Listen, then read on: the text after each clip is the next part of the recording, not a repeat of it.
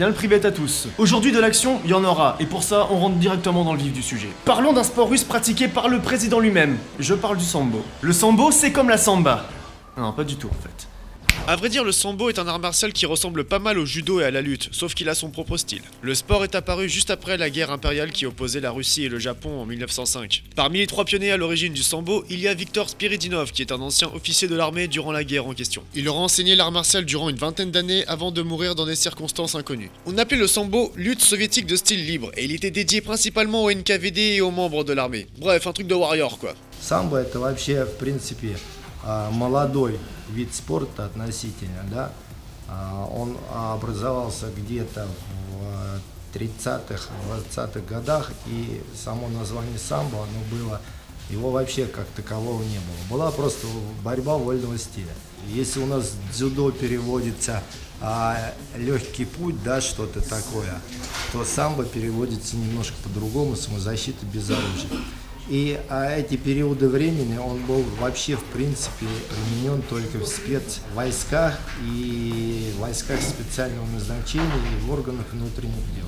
Le cours a duré au total 1h30 et a démarré par un échauffement complet et tonique basé sur des exercices de cardio. Dans le lot, j'étais quasiment le seul gars d'à peine 70 kg au milieu d'une moyenne de 85 kg par personne. D'ailleurs, je n'avais même pas de kurka sur moi, ce kimono pour sambo, vous savez. Pas mal d'exercices se faisaient en binôme et comme dans tous les sports de combat, on respecte son adversaire. Notre entraîneur s'appelle Alexander Gromov. Il a plusieurs fois remporté des championnats de sambo comme en Biélorussie ou au Maroc par exemple. Il n'y a qu'à juste voir le nombre de médailles. Un prof qui y va assez brutalement mais qui explique très bien en même temps. Борьба очень нравится, то есть мне помогает это в развитии не только в спортивном, но и в духовном и повседневном. То есть со многими трудностями сталкиваешься и постепенно не отступаешь назад, начинаешь там бороться более-менее, пробивать стену какую-то, упираешься как в моральном плане, в физическом. И очень похоже просто.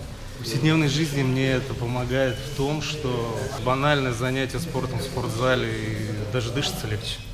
Когда встаешь утром с кровати и чувствуешь себя гораздо бодрее. Le sambo se divise en 3 catégories. Il peut être de combat, d'autodéfense, mais aussi sportif comme on l'a pratiqué. Le nôtre consistait à projeter notre adversaire sur le sol et à l'immobiliser avec une clé de bras ou de jambes. Règle formelle, étranglement interdit. Ну, я бы сказал, что французская сборная, она тоже входит в какие-то призеры. И даже есть чемпионы по самбо. Вот, к сожалению, самбо, опять же, у вас во Франции развито меньше, чем дзюдо, потому что вы больше делаете упор на дзюдо. Дзюдо – это олимпийский вид спорта, хотя самбо тоже, в принципе, пытаются сейчас ввести в олимпийский вид, но пока это не получается. Le sambo reste aujourd'hui un sport qui se pratique par tous et par des personnes qui sont de plus en plus jeunes. Des personnalités telles que le champion Fedor Emelianenko accentuent en fait l'envie aux gens de pratiquer ce sport. Le sambo forge autant mentalement que physiquement et peut être perçu comme une fierté nationale que l'on veut faire perdurer. Bon allez vas-y, je vais me bagarrer un peu moi.